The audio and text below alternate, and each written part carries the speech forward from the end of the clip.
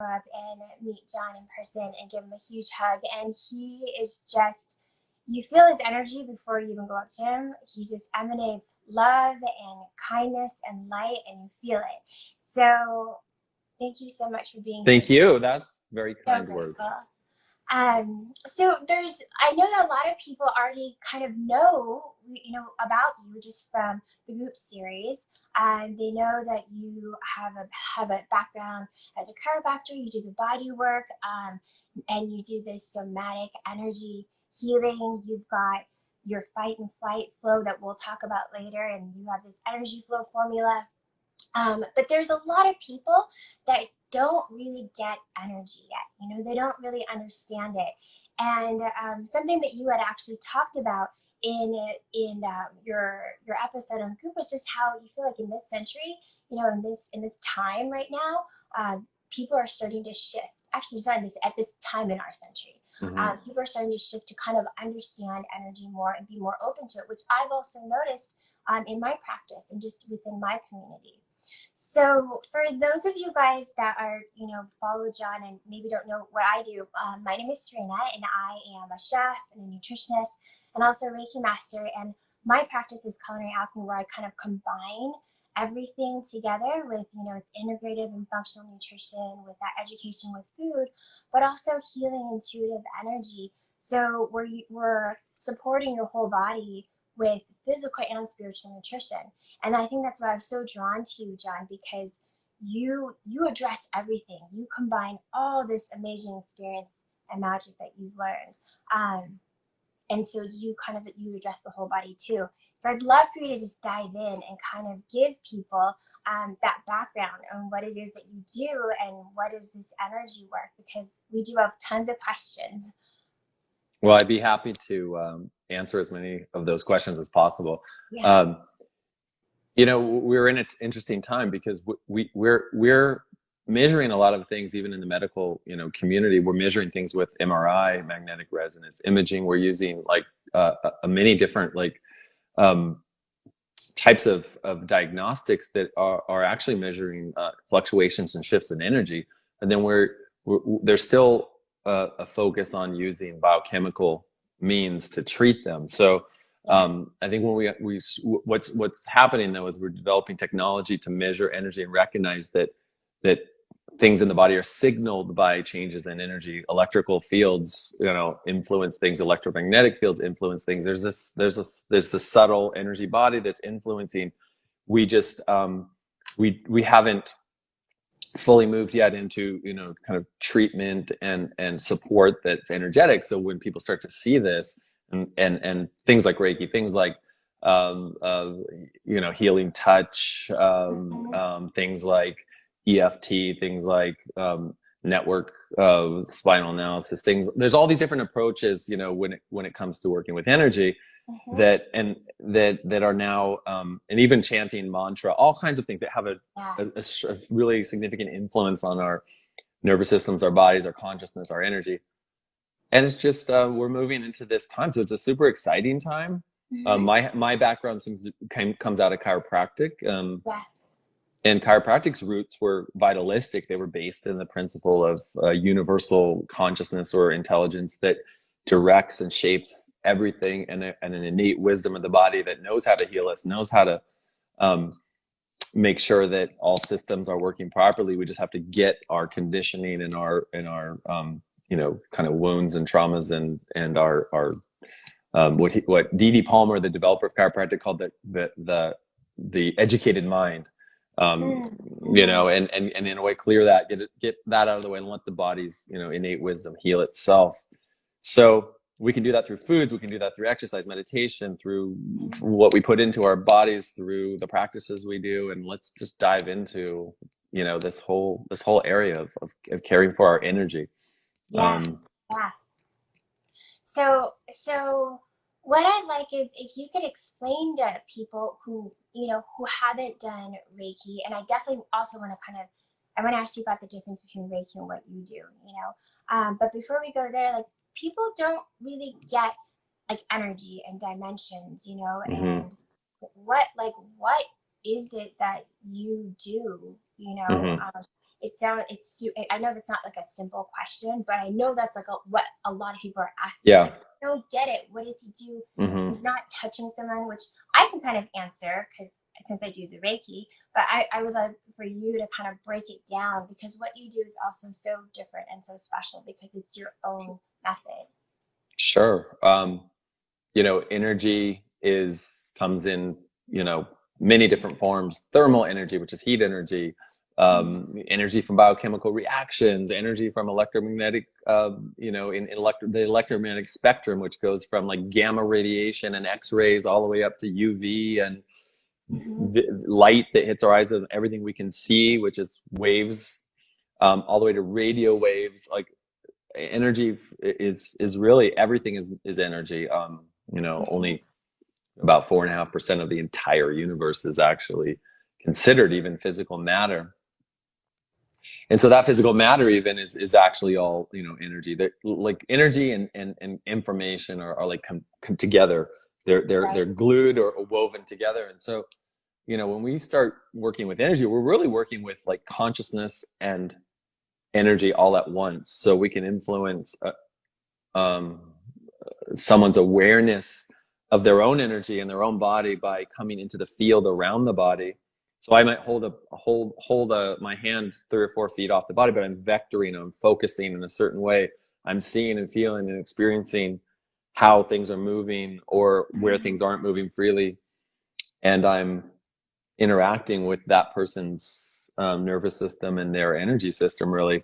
Right. And what happens is it's not that something outside of you is healing you. It's not like someone is coming and putting something in or taking something out.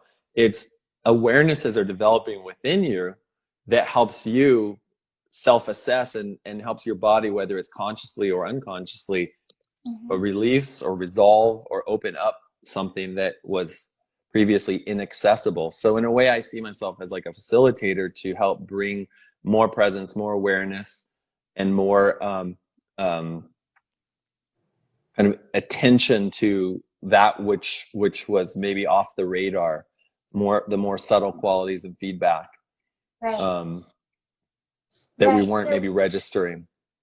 Right. So when you say that, people aren't registering this feedback that's in their body, something just from reading everything that you talked about and watching a few things, you were talking about how emotions, obviously, like trapped emotions, traumas, they actually sit in our tissue, and somehow you are able to kind of help facilitate that movement, right?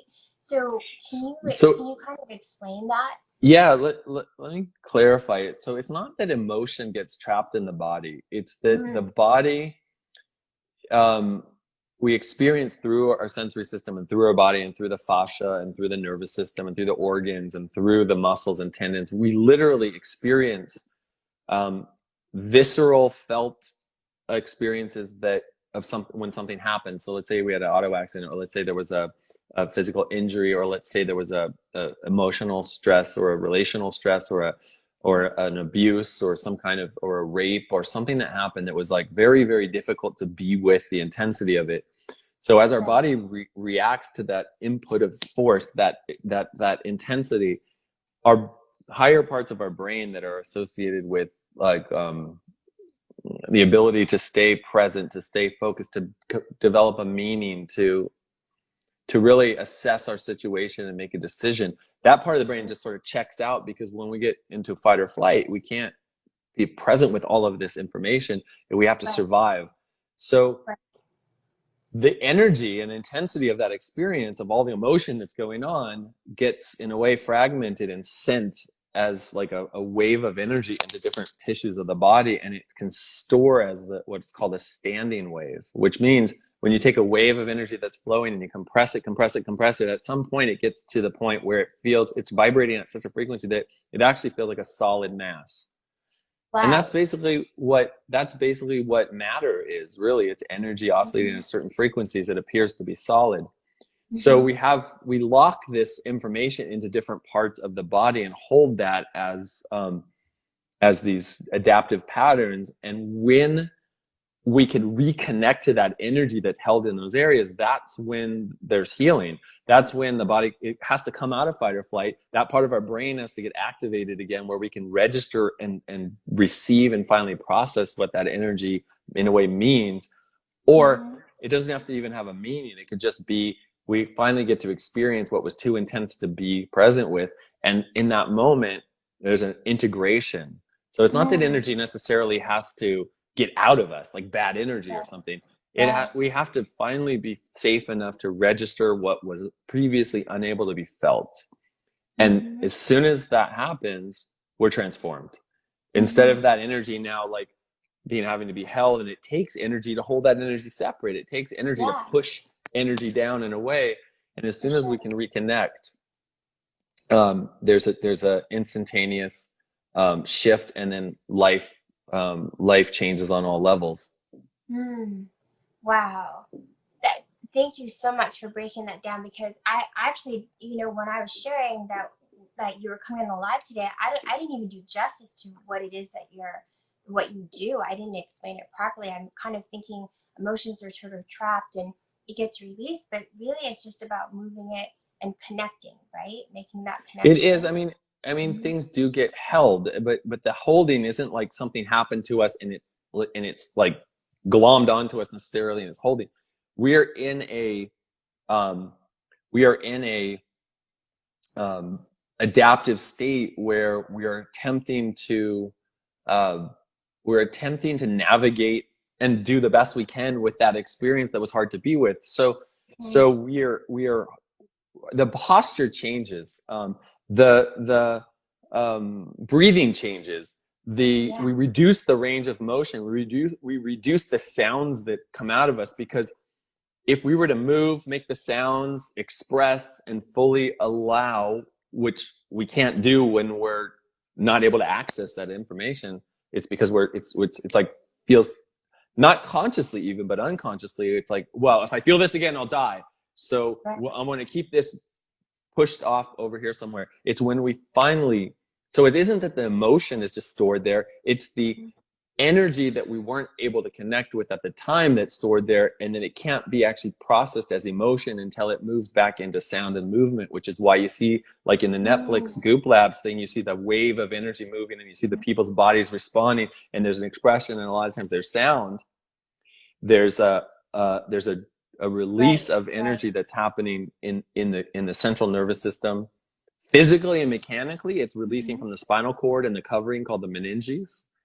So there's a release and a dissipation of energy that was held when the body goes into fight or flight. Because when you go into fight or flight, your body, it doesn't open up and go into this like, oh, I feel so stressed. It's like our shoulders round, our jaws tighten, our neck tightens.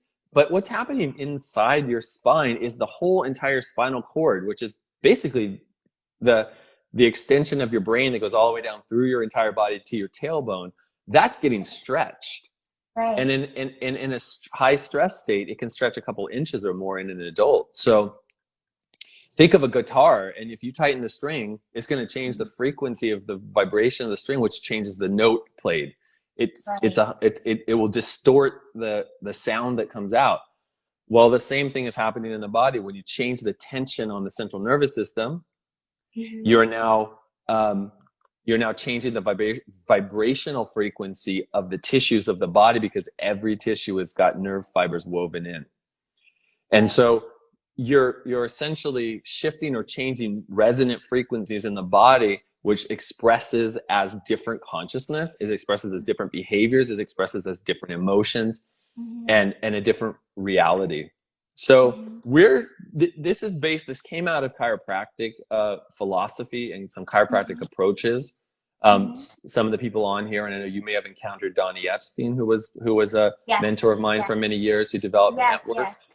So there are methods and things that I've learned, I taught that work for a long time. Then I've developed my own, approaches and modes. And I started studying more about the subtle body and started seeing more and more how energy fields affect and influence the physical body. I started to realize, well, you can go further and further off the body, and you can influence changes in the physical body from the field of energy around the body. And that has become more and more of a adventure for me, where I'm continuing to develop non-physical effects. I still touch the physical body, I still work with the physical, but there's so much power in working with the forces that are kind of going on behind the scenes, for sure, the invisible. Right. It's almost like other, not quite dimensions, but they're almost like layers, right? Like, We can talk about dimensions. You want to talk about dimensions? yeah. We just watched this whole video. My sister and I just watched this video about 4D, where, we talk a lot about 3D and 4D and, but yeah, let's talk dimensions for a second. I'm personally very interested. Okay.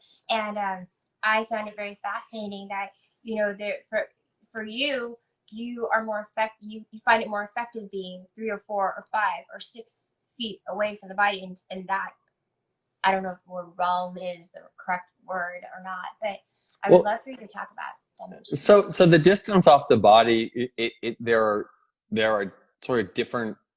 They're not actually layers in the traditional sense, like the layers of an onion, where one layer is specifically in this location, then the next layer starts. It's like these are all in a kind of a probability. It's kind of like the electrons that orbit around the nucleus of an atom. You can't say directly where that electron is. They go in these different orbits, and they're actually not even things, really. They're kind of a cloud of possibility or probability. So our energy field is like that too. It's like it's kind of, if we look at it from a quantum perspective, it's like it's more of a fuzzy haze of possible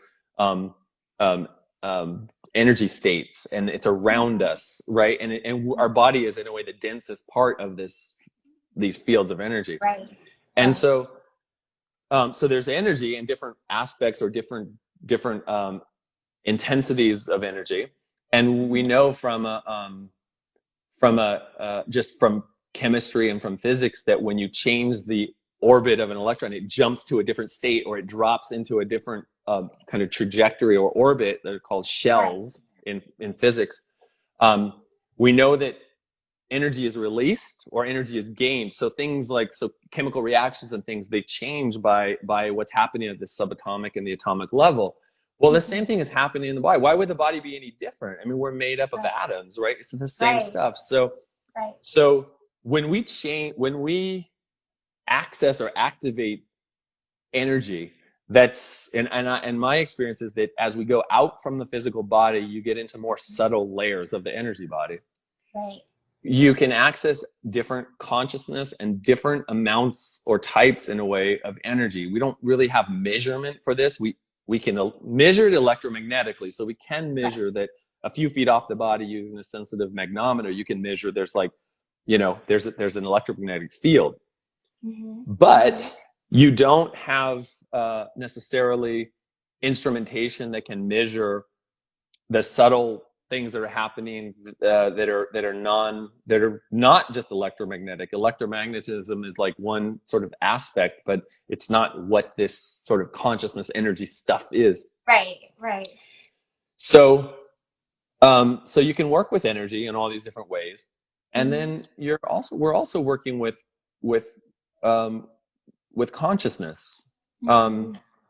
And so what I've found is that when you raise consciousness or elevate awareness and you elevate energy at the same time, you have more energy that you can tap into and access. It's freed up, it's available, and you have higher awareness, then everything jumps. It elevates to a very high level, and reality, physical reality, including your body and the reality out there, completely shifts. Yeah. I'm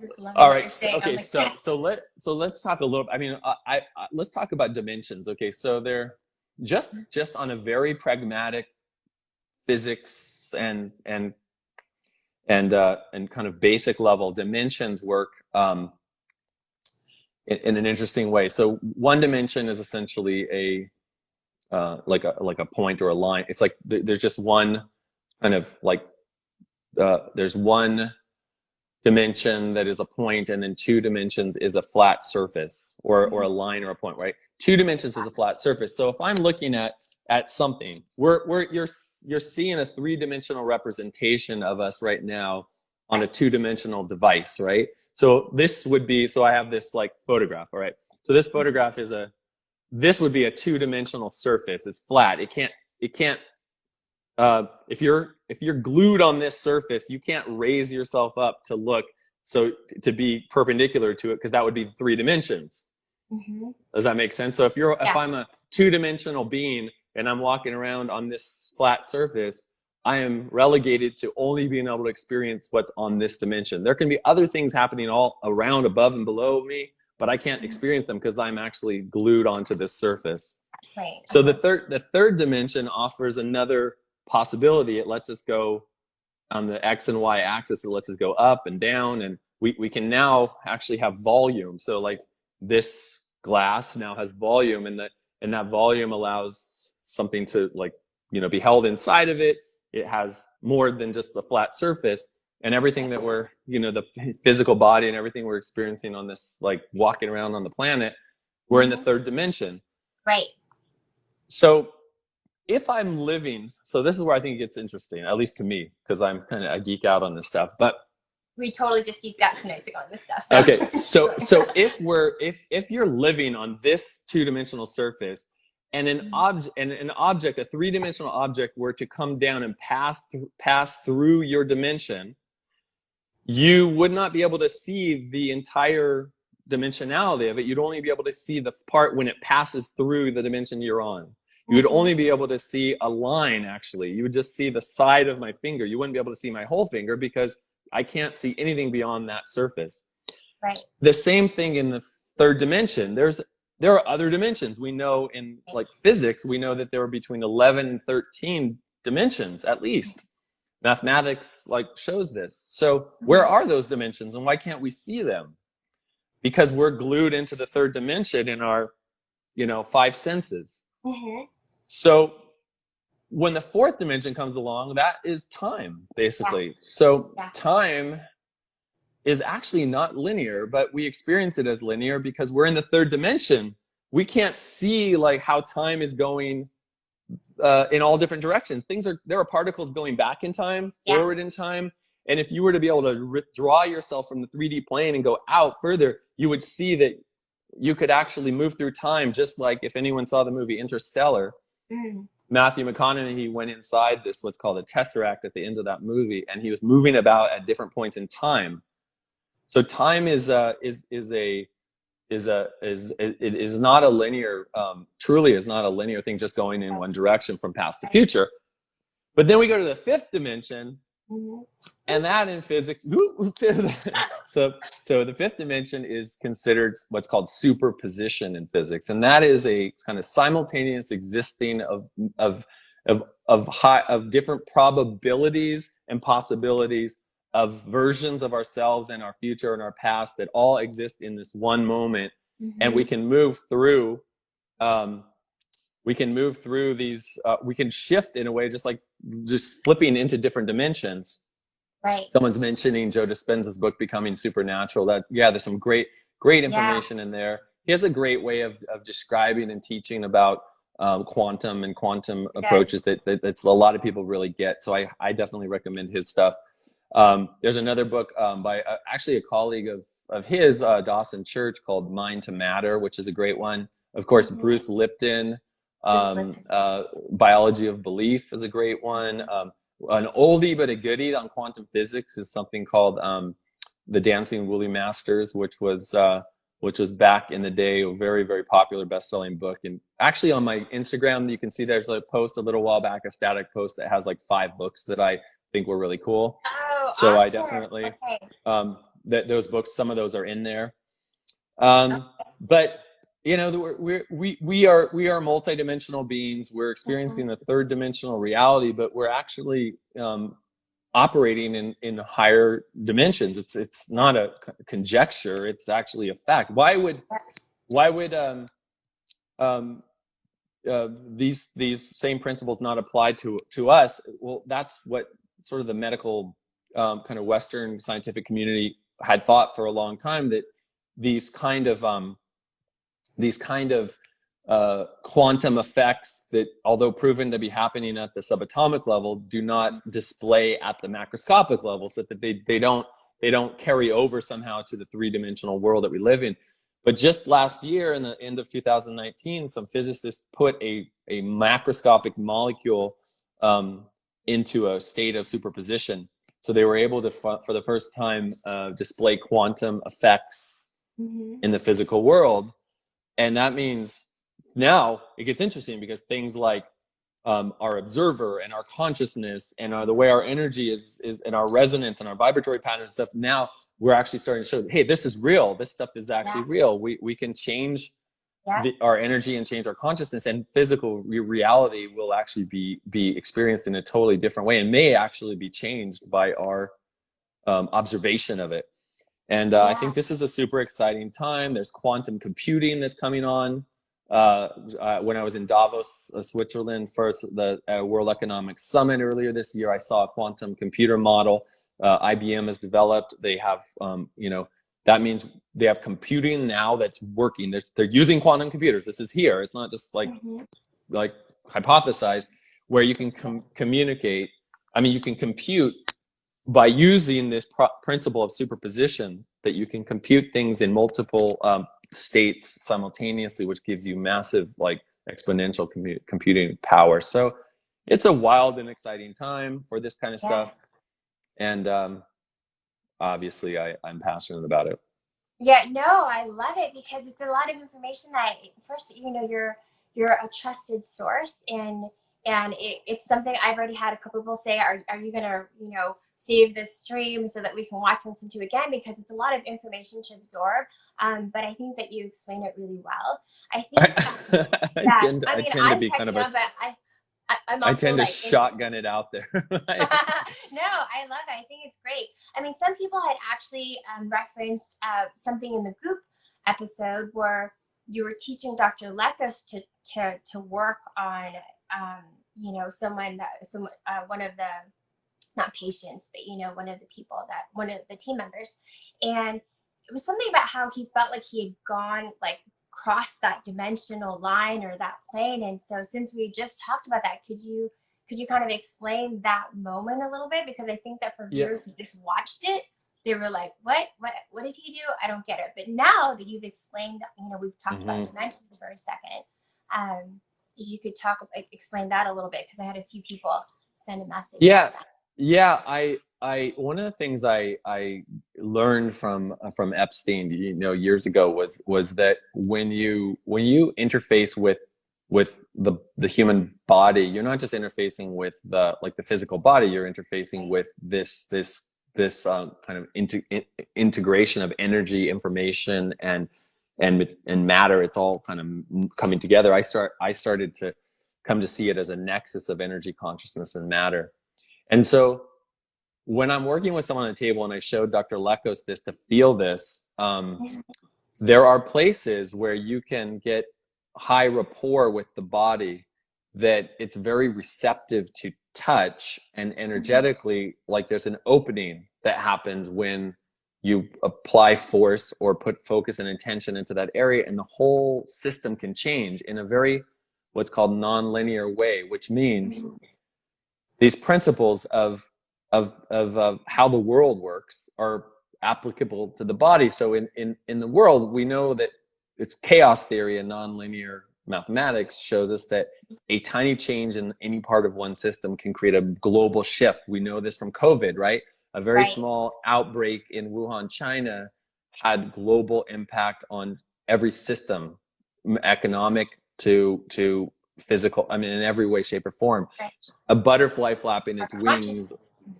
Yes, and a butterfly flapping its wings in China or Japan will influence the weather in in Montana, whatever. Like, everything is interconnected, and things don't necessarily, a little change in one place doesn't mean a little change somewhere else.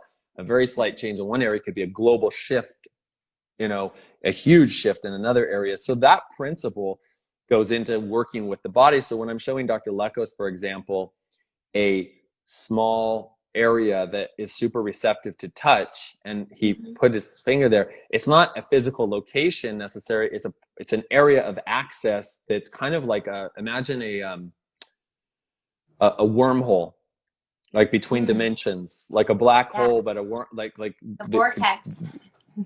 And it's Yeah. like a vortex. And so when you go into some of these areas, it's like the energy system is receptive and there's a drawing in, and you go and you can actually feel yourself as a practitioner when you're working with these areas. You can feel or sense a suspension of the illusion that it's just physically solid, and it's like a interaction with that person. Okay, I'm going to use an example of like an erogenous zone of the body.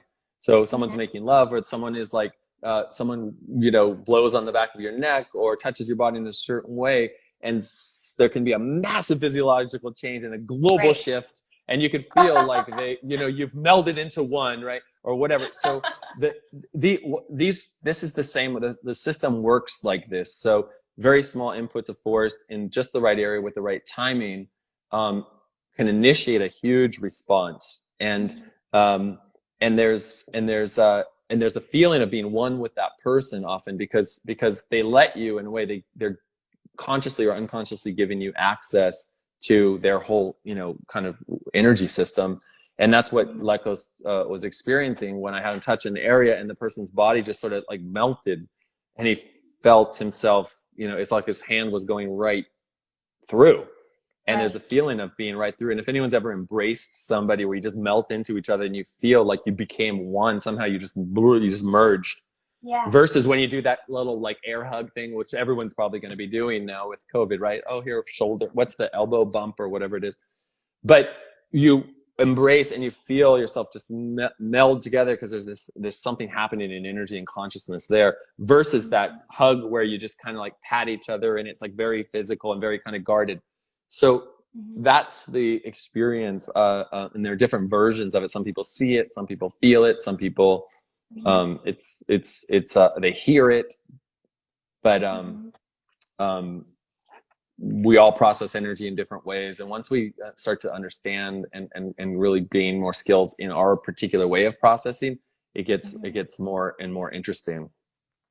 Yeah, no, I mean, it sounds like that's a lot of what the audience has been asking too, different questions that I've gotten as DMs, and early in the story, people have, very particular questions for their own situation, but the overall theme that I see is a lot of them are maybe trauma related in some way.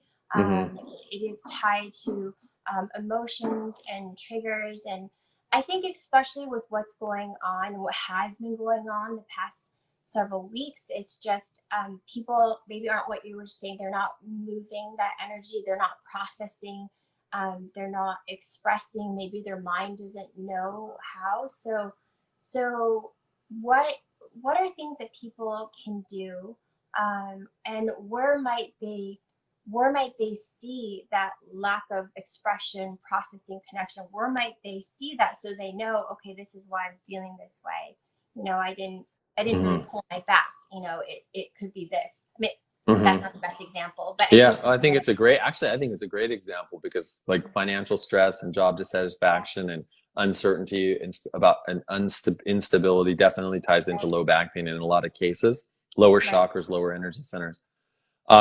All right, I'll talk about that, but I saw that someone asked about working with near-death experiences. Have I ever worked with any? And I actually have. I worked with actually Anita Moorjani, who actually wrote the book, New York Times bestselling book, Dying to Be Me. And so I did a session with her, which was really amazing. Her and I really hit it off. So yeah, I mean, we can have a realization, an awakening. We can have a near-death experience. We can have a knowing of our infinite nature and limitless possibility. It doesn't mean that we're integrated fully as a human. It doesn't mean that we're like nothing is held any longer in the body. It's like, so if we're still here on this earth, we have some work to do. And I think right now, like you said, what do people do and how do they experience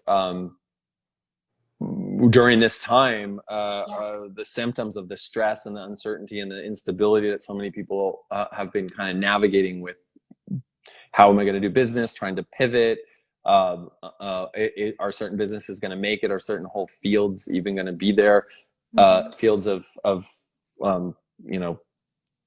just stores and businesses that just will be just kind of like gone, right? Everything's changing really fast. So I think the stress shows up in different ways. Everyone's under stress all the time, but especially when high stress happens, we tend to freeze up more. There's fight, flight, or freeze. And the freeze mode is like a tensing, oftentimes it's a feeling of being like shrink wrapped or something, like there's a tightening of the whole body. Mm-hmm. And inside, as I was talking about earlier, inside the spine, there's a stretching of the spinal cord and the covering of the brain so that everything can tighten and that meningeal sheath can tighten. Mm-hmm. And the breath gets more shallow and labored, and there's this anxious feeling. There's all these things that correlate, and then the tendons and muscles get tense. Their shoulders round, or the spine stiffens or straightens or overarches. And so we'll see all these different patterns that can visually be experienced, but they can also be felt, because it feels like a sense of tension you can't shake, an uncertainty, or like an anxiousness, like you just can't quite catch your breath. Mm-hmm. And a feeling of everything's not okay somehow. It's like the loss of that feeling of ease and flow.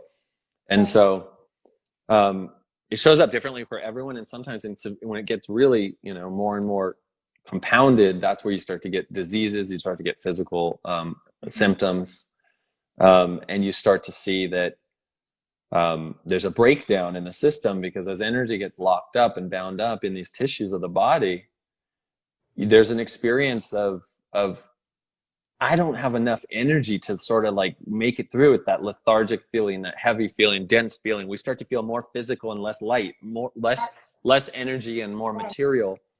Mm-hmm. And all that's happening, what we have to do is find a way to get access to more energy. And there's no shortage of energy, because more energy is hitting the earth in 2 minutes than we can use in an entire year of just sunlight. So it's not like there's a shortage of energy. It's how are we trying to access that energy? What are the tools, or what are the processes? What are the ways we're getting access to that energy? So we can go into that and talk about that. I have a course that people can take for free too, that we can point people to. Yes, absolutely.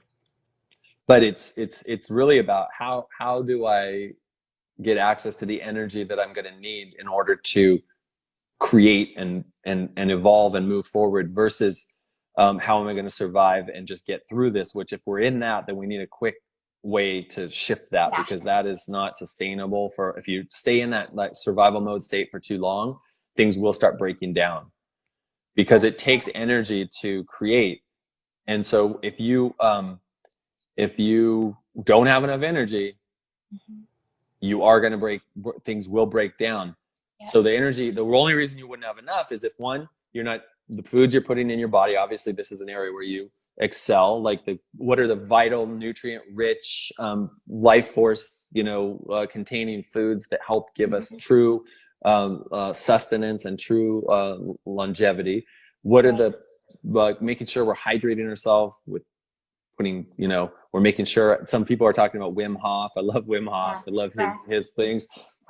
Like it was just like using consciousness and energy to create a different physiological state that can transcend, can overcome, even poisons. Like he injects things into his body on just cold that would normally put you into shock, right? So we can use breath, we can use visualization, and use energy practices and techniques. I know you practice Reiki. Reiki's been, actually most people don't know this, but Reiki's used in hundreds of hospitals around the country. A lot of nurses have Reiki certification and are doing Reiki on patients. Meditation. If you're not meditating, everybody will benefit from meditation for sure. Whether that's a guided meditations. I'm going to do something in the next week, which I'll put on my Instagram, but it's a higher heart and brain activation guided process meditation. There's Deepak Chopra, there's Calm, there's Headspace, you name it. There's so many different, there's TM, there's so many types of meditation. So just using our consciousness and our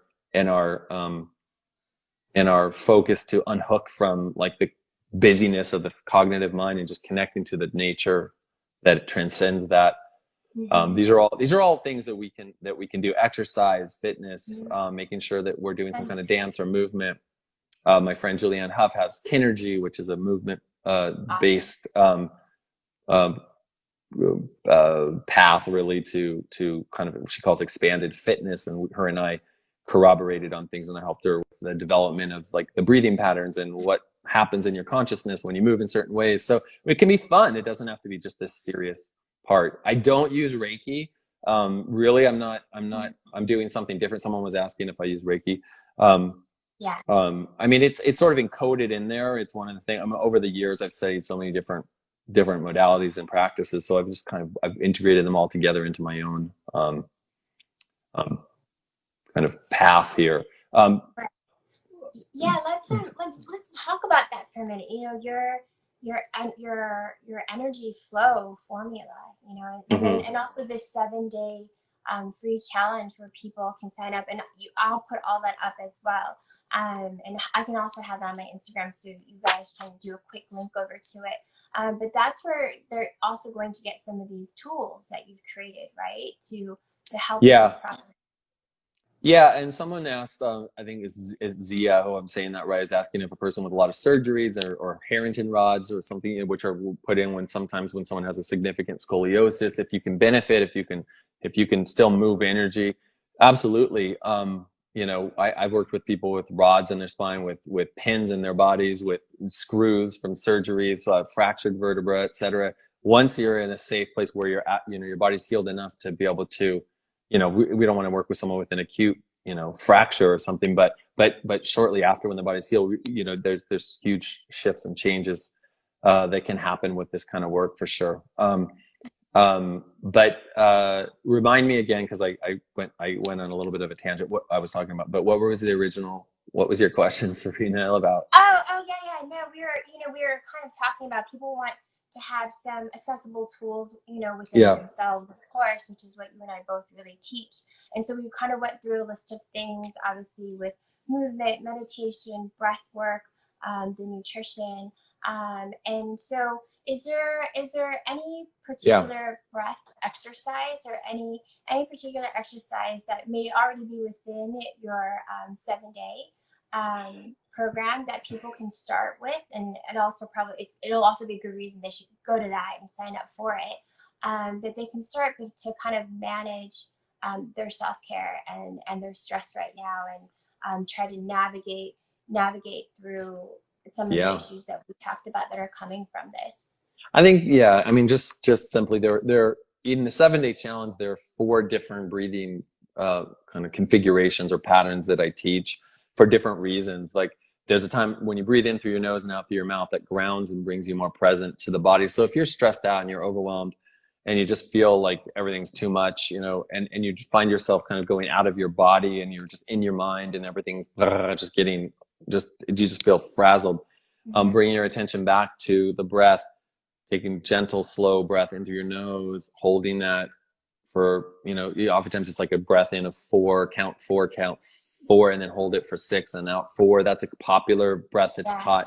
But the thing is, that can ground and bring you more present. But breathing is not necessarily the way, like breathing just focused on the breath and breath work isn't necessarily the most powerful tool for some people. Some people kind of, the breath short circuits them, and their real power is in more focused visualization and feeling energy. And so they need to focus more on kind of bringing more coherent energy or expressing the like dissonant feeling, that feeling of charge and the irritation. So they might need to just express that out with sound and movement. And they might need to visualize energy coming in that's like clear and pure, flowing down through the body or through the crown or through the heart. Some people need to move, like that's their way of connecting, like by moving and expressing. Some people, it's like they do chaotic dance, like African dance, or Yeah. 5 rhythms, that Gabrielle Roth's work or that Kinergy work is great.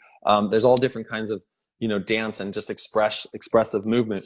But it's really the combination of all 3 of those, breath, energy, and movement, and synchronizing them so they sync up, so that breath and movement and energy become one coordinated flow.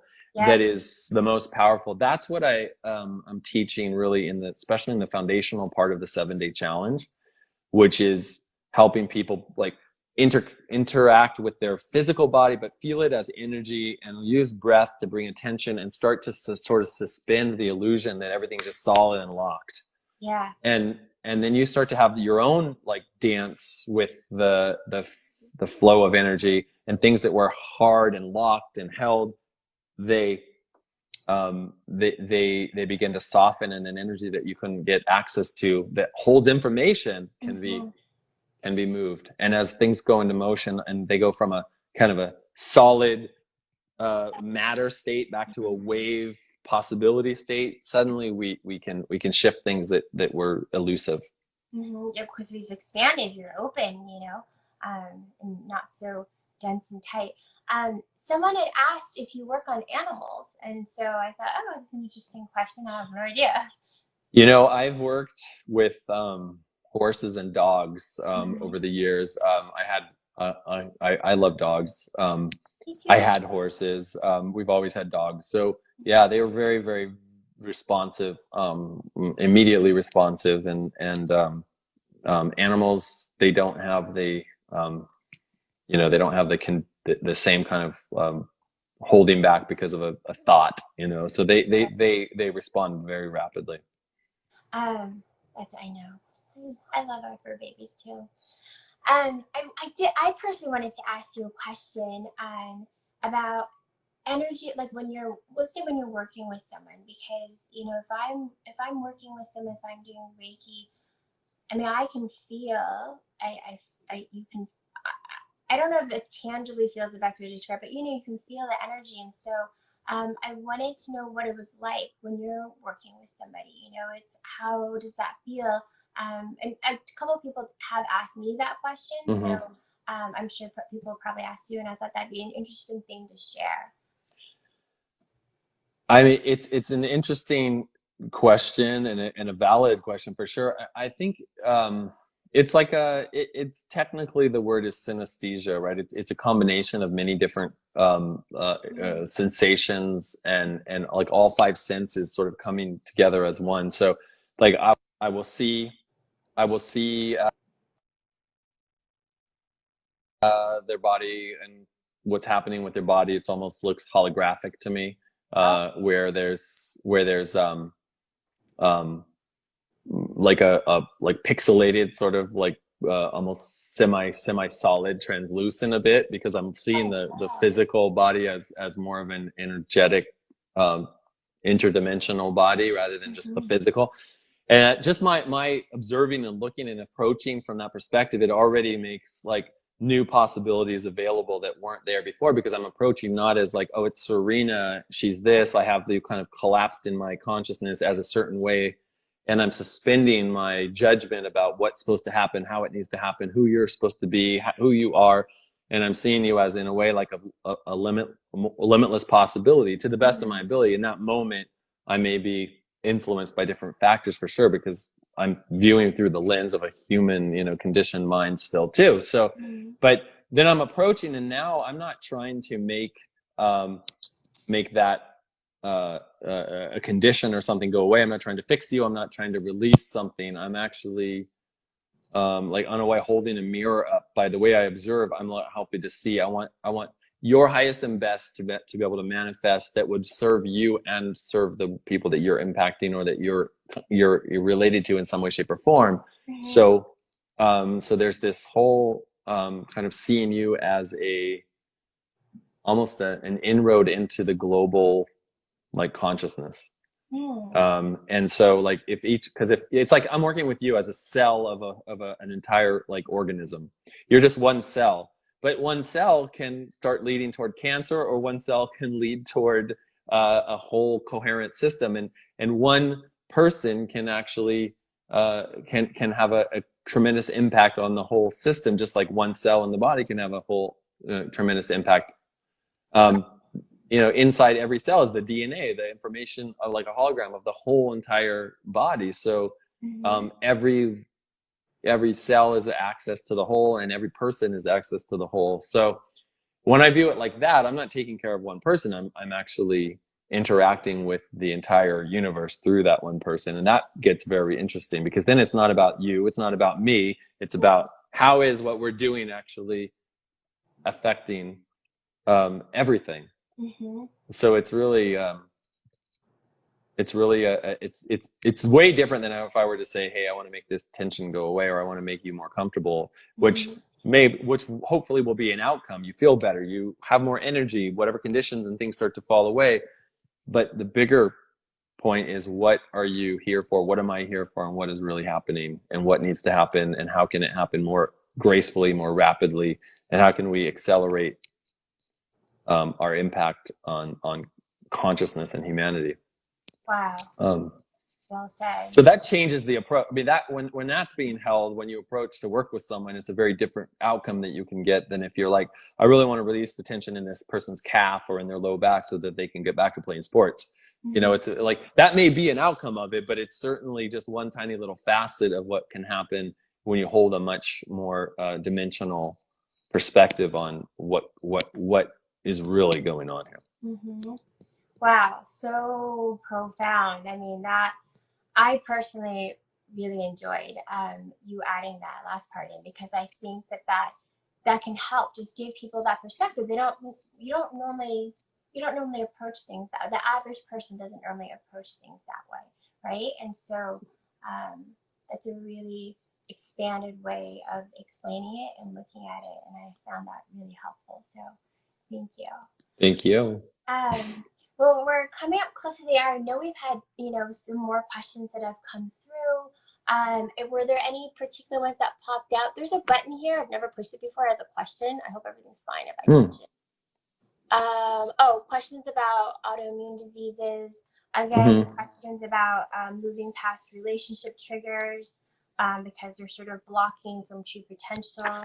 A lot of the questions, again, were about just self-care, tips, and tools that they can do.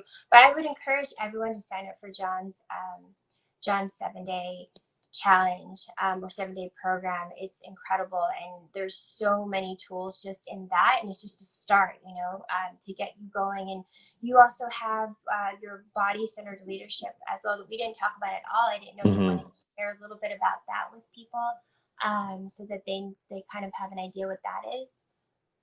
So I have a year-long program that's pretty limited, but it's for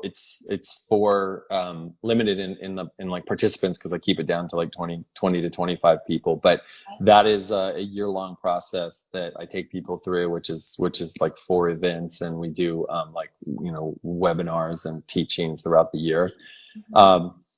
And then I have like live events that will resume in LA when that starts opening up again. And so we'll do these day-long events. I keep those to 16 people. And then my wife and I do, immersive processes where we take people and put them on the table, and people get sessions on the table with a couple of sessions during those days.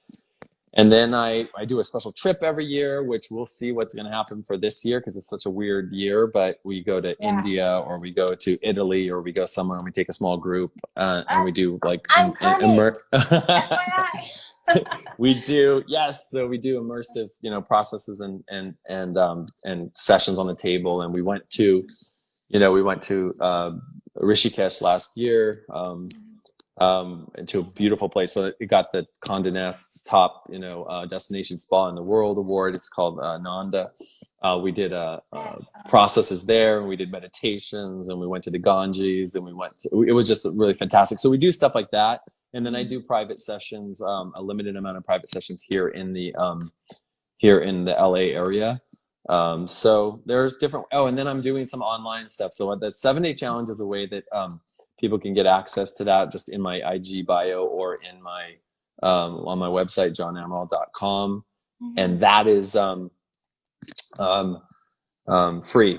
And then I have a thing called Discovering the Fundamentals of Energy. So that's a paid like $100 course that people can, like 9 videos, they can like go deeper into this for people that want to learn more about the science and just like get some guided processes.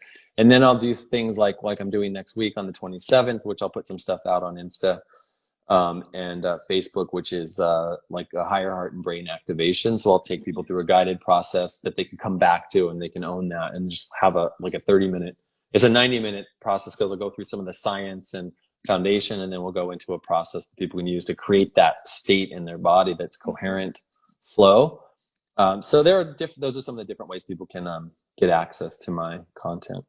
That's thank you. I mean, you guys, I'll definitely list that all again, and you can go to, and you probably already have John's Instagram, but it's Dr. John Amaral. I'll also put all this information on mine.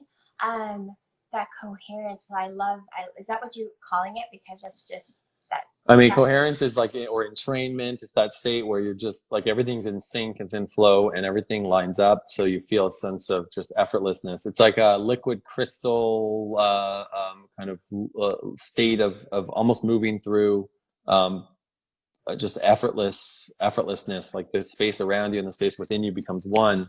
Mhm. Um, Flow. it's considered it's a super fluid state where you're like defying sort of gravity is the feeling of it. It's like, oh, this feels really like I'm in the Yes, zone. I love it. We're in the zone, we're in flow, we're in coherence. Um, this is awesome. John, you're literally the best. You guys, I mean, you probably know because you're here that he's just literally the best, and he's one of the best in the world at what he does. You guys have seen his bio, and just as a human and just a soul and a light, you're so amazing, and I'm Thank you, Serena. so grateful you took the time. I appreciate you so Thank, much. thanks for having me. So again, you guys, John Amaral, Dr. John Amaral, his Instagram you have. Sign up for his 7 day. It's so helpful, and just go to his site and check out everything that he has. It'll answer a lot of your questions. I'm just so grateful for today. I'm grateful for you guys showing up. And I'll talk to you soon, right, John? We'll get up the Yes, we'll talk soon. We're going to see each other soon. So Yeah. thank you, everyone, for tuning in. Appreciate all of you. Lots of love and light. And again, thank you so much, Serena, for having me. It was such a pleasure. Thank you. All right, bye, guys. Thanks so